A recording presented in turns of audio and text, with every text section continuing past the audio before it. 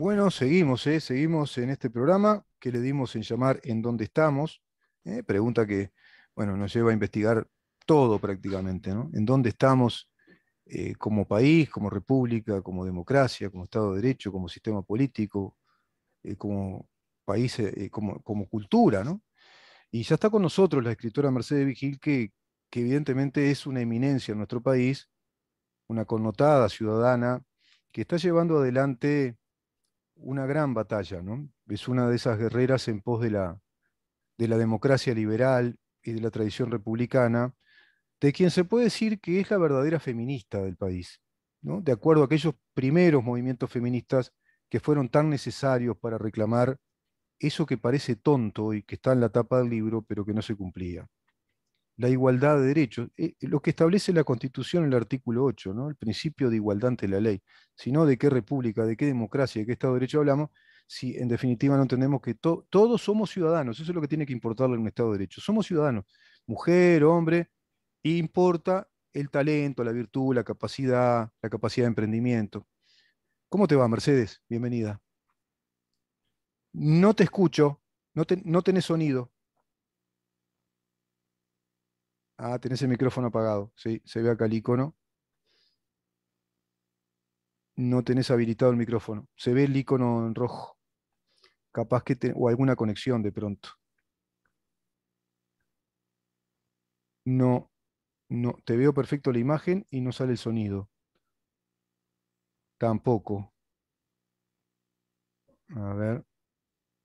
Bueno, no, tampoco. Mientras va probando Mercedes, yo les decía, Mercedes integra un grupo inclusive de ciudadanos, de intelectuales del país. Hicieron hace poco un foro, se llama Foro de Montevideo. Hay connotadas personalidades que planteando estos temas bueno, yo voy desarrollando ahora en las editoriales, que es una justicia cooptada por una ideología que no forma parte del sistema judicial que la Constitución prescribe, que no forma parte entonces del concepto de nacionalidad y soberanía que la Constitución establece como garantía, bueno, llevaron a cabo juicios de un modo absolutamente inconstitucional. Te repito, esto va más allá de derecha, izquierda, porque algunos dicen que está defendiendo a los militares. Yo no estoy defendiendo a nadie. Estoy defendiendo al derecho del ciudadano uruguayo. No importa si sos militar, médico, abogado o un pastabacero que estás en la calle, sos un ciudadano. Entonces tenés que ser defendido en tu integridad. El artículo 7 establece esas cosas, ¿no?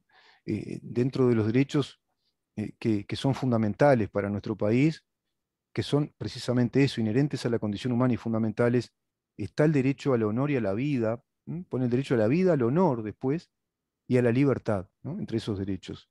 Y bueno, ¿y qué honor, qué vida y libertad puede haber si vos tenés una justicia que no responde a los principios de nacionalidad, de soberanía que la Constitución establece, con una justicia independiente, un poder judicial independiente, con jueces que instruyan en las causas y que se hagan responsables ante todos nosotros de llevar a cabo el seguimiento de ese proceso, que debe ser un debido proceso, y finalmente emitir una sentencia. Y no como pasa ahora, que son fiscales los que negocian con las partes, arreglan en esos negocios, en la mayoría de los casos, con el llamado proceso abreviado, que es el que más se aplica, o si no, instruyen, investigan en otros casos, y luego el juez recibe todo ya digerido, con prácticamente homologar o no, y ahí habría otro territorio para plantear. Pero el juez no está arriba de la causa, no instruye. Y se terminó lo del sumario y todo eso que la Constitución establece. A ver si ahora podemos establecer el contacto con Mercedes. Tampoco, el sonido no está. Qué raro, capaz que como la otra vez pasó que tenía capaz que alguna cosita desconectada, porque se ve el icono del micrófono que está en rojo ¿cómo es la rayita que lo cruza, ¿viste? Como que no está habilitado. Y tú me escuchás bien, sí. ¿Y a vos te sale el sonido? Bueno, acá no recibimos. Lamentablemente no se recibe el sonido. Mira, te voy a seguir comentando un poco. Acá tengo una oyente que me dice algo muy interesante. Alicia. Alicia es una especie de, a ver si le gusta a Alicia lo que voy a decir. Es como una especie de vedora, ya que hablamos de justicia, de fiscalizadora, de fiscal de la audiencia, que me sigue muy de cerca si yo estoy en lo correcto cuando hablo de estos temas que son muy delicados, ¿no? Ella al principio me acusaba de que yo confundía democracia con república. Yo le digo, no, la verdad que nunca confundí democracia con república. Es más, es un tema que siempre me preocupó. Desde la época de estudiante de Derecho siempre me preocupaba, porque a mí me resultaba raro, ¿viste? Cuando estudiábamos en Derecho, se hablaba de república y democracia, los docentes incluso como que fuera lo mismo. Digo, ¿y por qué no ahorramos palabras y hablamos de democracia solo o república? Porque, bueno, después entendés que no son lo mismo, que la república es una cosa, la democracia es otra, son dos regímenes, ¿m? Dos regímenes de gobierno, de naturaleza jurídica y política. Pues tiene que tener después eso una traducción jurídica, ¿eh? La república, separación de poderes, principio de igualdad ante la ley, principio de legalidad, la literalidad, que es lo que se llama en el derecho la sana interpretación de las leyes. Primero ir a la literalidad, al sentido literal de lo que dice la ley o la constitución, y que eso es una tarea exegética, es decir, una tarea de interpretación del verbo, y posteriormente ir a las analogías, a los principios generales del derecho y a la jurisprudencia más recibida.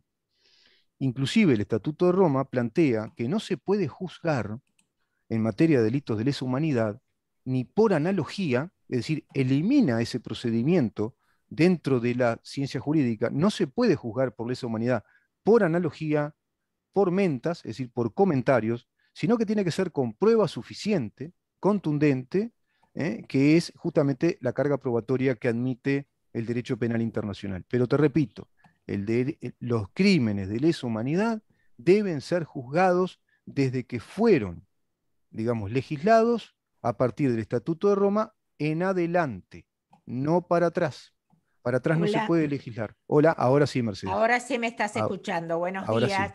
Buen Había día. algo complicado.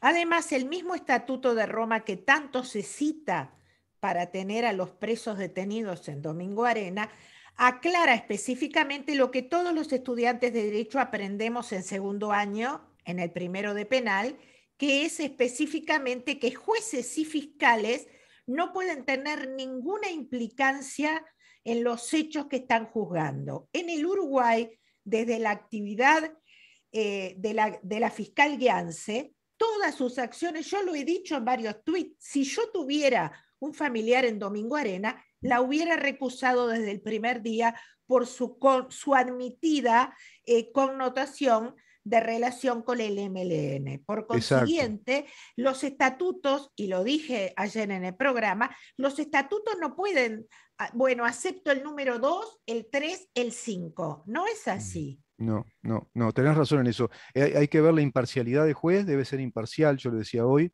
La justicia tiene que ser, no puede estar comprometido con la causa el juez. Por ejemplo, no puede ser juez de un familiar, no puede ser juez si está comprometido con una causa que tiene un signo ideológico fuerte, en este caso Yance, confesa, adherente al MLN. La vimos participar en marchas vinculadas a los desaparecidos y ese tipo de cosas, y después cómo puede estar juzgando, llevando a cabo estos juicios por los supuestos crímenes de lesa humanidad. Repito, porque no se puede aplicar, porque hay otro principio que lo entiende cualquier estudiante de segundo año de Derecho Penal, que la ley penal, cuando se crea un nuevo delito que debe ser tipificado a texto expreso, con el verbo nuclear, es decir, el verbo que da la acción del delito, no se puede aplicar retroactivamente. Si ese delito antes no existía, no puede ser aplicado. Si no, se generaría un estado de caos dentro de lo que sería un orden jurídico. Pero además, la independencia de fiscales y jueces, para que la señora que está del otro lado lo entienda, es fundamental en todos los ámbitos del derecho. Es como si un matrimonio se va a divorciar y tiene un litigio y pone de juez o de fiscal a la hermana de uno de ellos o Seguro. al enemigo. Digo, esto es algo pristino, no necesitamos ir al Estatuto de Roma ni a los juicios de lesa humanidad. Realmente los procesos que terminaron con ciudadanos, y lo repito porque desde los medios, quienes formaron parte de la guerrilla, repiten que los presos de Domingo Arena son genocidas, son asesinos, son violadores. La verdad es que son jovencitos que estaban, es más, yo voy a contar algo que no he contado nunca. Yo tengo un matrimonio amigo de muchos años que él ya falleció y Mm. que era fusilero naval, pero lo que hacía era manejar un vehículo. Y un día me dijo que en un enfrentamiento en el que murió, en el que atraparon a Sendik, ¿te acuerdas aquel famoso Sí, enfrentamiento que decían, bueno, soy el Rufo y no me entrego? sí. El comentario de él era, qué suerte que estaba con licencia por matrimonio. Esto es, un militar que condujo un vehículo para atrapar a delincuentes por mandato político Mm, se sentía seguro por no haber tenido que conducir en ese día porque sabía que podía estar en un claro, futuro requerido y procesado. Esto es un dislate. Esto sí. es algo que en un Estado de Derecho no puede No, suceder. Y no. además te voy a decir algo que lo esbozo hace tiempo en la prensa, pero que va a ser motivo de estudio y de libros y de un cambio de consideración. Una de las muletillas que usa todos los representantes de los grupos de familiares de desaparecidos, el MLN, siempre terminan diciendo, el terrorismo de Estado actuó con todo el poder coercitivo sobre ciudadanos comunes. Esto está en tela de juicio desde que hace 30 años el señor Gorbachev desclasificó miles de documentos de la Guerra Fría en la que vemos que hasta Uruguay llegaban barcos con tropas adiestradas y con armamento para el MLN, con lo cual el discurso de los pobres ciudadanos sometidos al poder coercitivo del Estado está quedando de modé porque el relato cae como un castillo de naipe a medida que se van desclasificando documentos y que sabemos que aquella lucha fue entre dos ejércitos. El Sí, Ejército Nacional, con los errores que no digo que hayan tenido por mandato del sistema político, y del otro lado, un ejército armado por la URSS. Tú dime, Rubén, mm, si conocer este hecho, que es incuestionable porque hablo de datos duros y no de opinión, porque la opinión no hace sí, argumento, sí, sí. si no merecerá un tratamiento jurídico distinto cuando un país tan pequeñito debió enfrentarse a un ejército armado por una de las potencias más importantes del mundo. Y agrego a este comentario tuyo, a estos datos, que era periodo de Guerra Fría, era el contexto de una Guerra Fría en el cual la Unión Soviética pretendía esa hegemonía también en nuestro continente. Y Por evidentemente supuesto. su eje de radiación era su, digamos, país satélite, que era Cuba.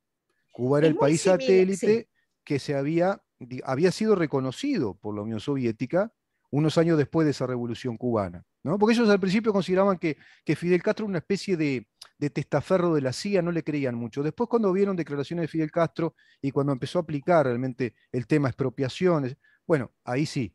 Y ahí, bueno, después vino, ¿te acordás lo de los misiles, se instalan en Cuba, todo ese tipo de por cosas? supuesto. Esa Guerra Fría es ese contexto que hay que entender, continental, pero que fue mundial, y como bien decís, Mercedes, los desclasificados de Gorbachov, que son los que permiten después cantidad de investigaciones, que incluso se confirman todos los desclasificados que empezó a estudiar Alexander Solzhenitsyn, que estudió, bueno, tanta gente, que después toma recaudo de eso en un maravilloso libro que yo lo cité acá, de Martin Amis o Martin Amis, en Coba el Temible.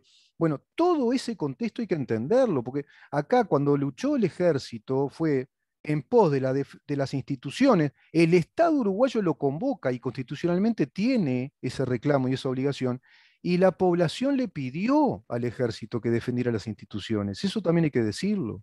Es Y más, lucharon contra un grupo terrorista, ¿no? hay circulando algunos videos de época, en las cuales hay un grupo de ciudadanos vecinos comunes aplaudiendo en el momento que las fuerzas conjuntas desbaratan la cárcel del pueblo, que la cárcel del pueblo era la cárcel en la De que la estos tortura. terroristas metían para torturar a ciudadanos que no tenían ni arte. Sí. Entonces, ¿sabés lo que creo? El otro día lo decía Neri Pinato en Radio Oriental, en la Mm, conversación que tenemos siempre los jueves. ujú. Él agradecía la existencia de Internet.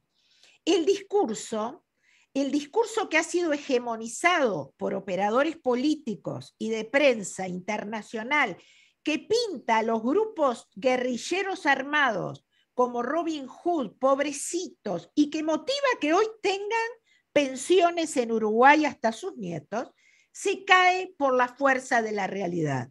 Cuando a mí me pasaron la otra vez, y lo hemos hablado en esta radio, el texto de la charla dada por Gerardo Caetano en el Instituto de Estudios Militares, yo me di cuenta que era obsoleto, más allá de parcial, mentiroso, Sí, es obsoleto porque cuando Gerardo Caetano o mucha gente de la UDELAR ideologizada nos hablan de un solo demonio y nos pintan al resto como ciudadanos comunes que estaban haciendo crochet, los documentos están mostrando que viajaron a la URSS y a Cuba para aprender a poner bombas, a torturar, no fueron a aprender ajedrez. Entonces, el discurso de la academia, el discurso formal del relato, está cayendo como cayó el relato de Cuba.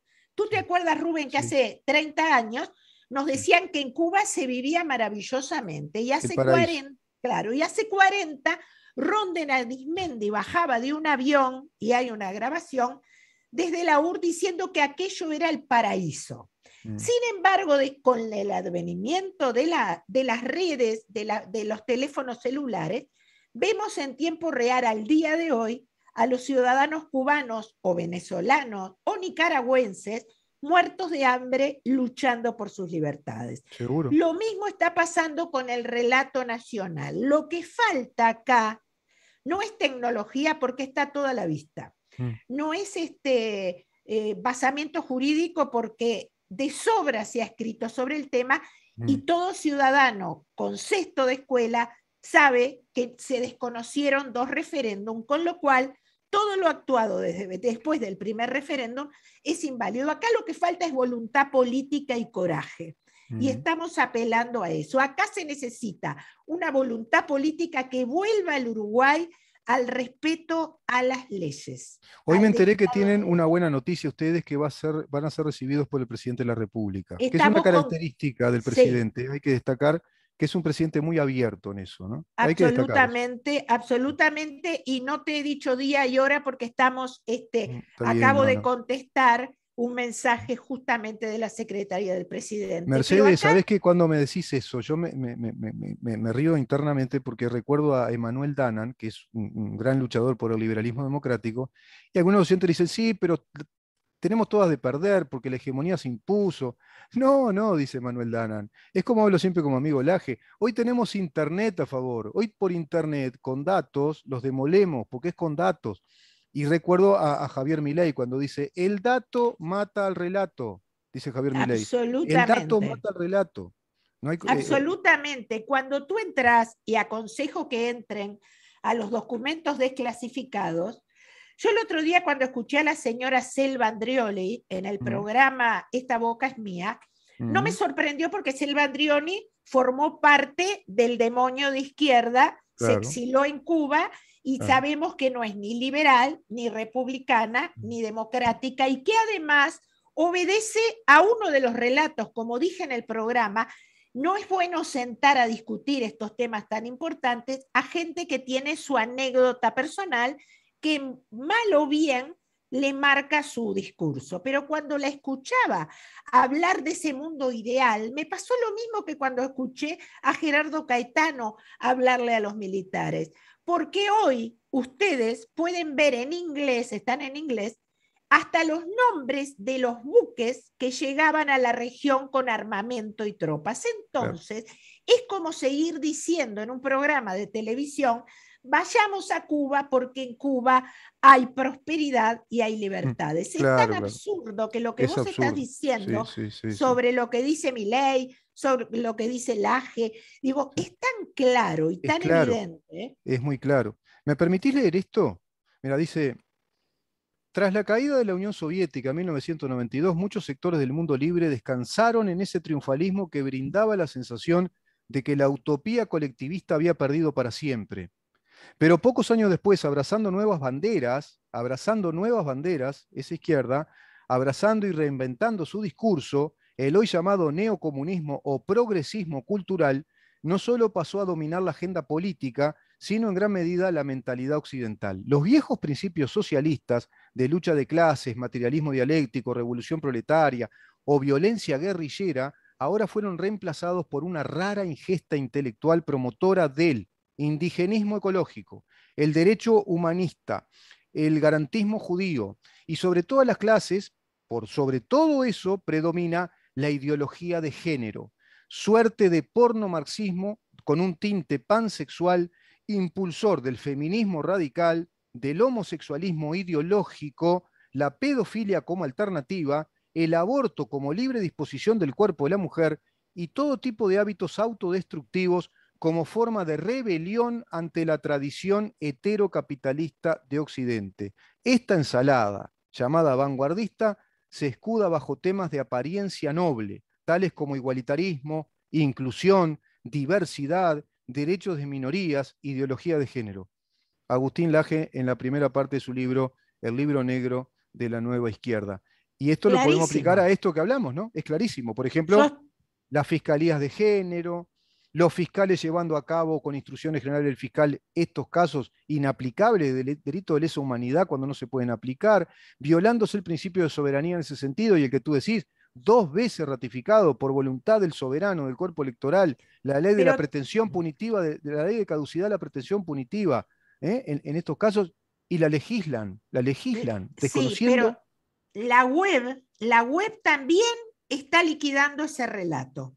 Sí. Te explico, te cuento un caso. Hace unos días, Y cerramos, Mercedes, así recibimos se, al doctor Subía, pobre que siempre lo dejo con perdón, poco tiempo. perdón, hace unos días, una de las principales feministas de género de las ONG radicales, que integra la Comisión de Género del Partido Colorado y que está en contra de la tenencia compartida de todo, escribió un meme que la destruyó. Mm. Dijo, cuando le pusimos, ella dice, no, porque no estamos con la tenencia compartida, porque el padre es el más violento, el padre esto. Nosotros le subimos los documentos de los estudios. ¿Sabés lo que contestó y se viralizó? A mí Mm. no me importan las estadísticas. Ah, bueno, está, Yo está. pienso que la ley es mala. Entonces, las mismas redes que las hacen fuerte en un momento llevan a la perdición porque dejan Sí, expuesto, fíjate tú que en el siglo XXI legislar sobre los niños, ignorando la estadística, es apelar a lo que tú estás diciendo, a la emoción. Y es un exacto, absurdo. es exactamente, esa es la emoción, ese es el absurdo de la emoción y no la racionalidad. Mercedes, te agradezco un montón una vez más, que estés con nosotros y nos permitas estos espacios. Nos Un vamos a volver a abrazo encontrar. y bueno, vamos a tener más noticias en la próxima vez. Un Sí, abrazo y buen fin de y semana. después decime que si tomaron té o café, si estaba bien el té o el café, por lo ¿Qué menos. tomamos? ¿Qué tomamos? Un abrazo gigante para todos y buen fin de semana. Gracias, Mercedes. Igual para ti, ¿eh? Muchísimas gracias. La escritora Mercedes Vigil conversando con nosotros. Un honor realmente en este programa contar con ella. Y ya vamos rápidamente a otro, para mí honorable, protagonista ya del programa y participante, que es el doctor Gustavo Subía. Quédate ahí, porque tenemos que saber en dónde estamos. ¿En dónde estamos? Es una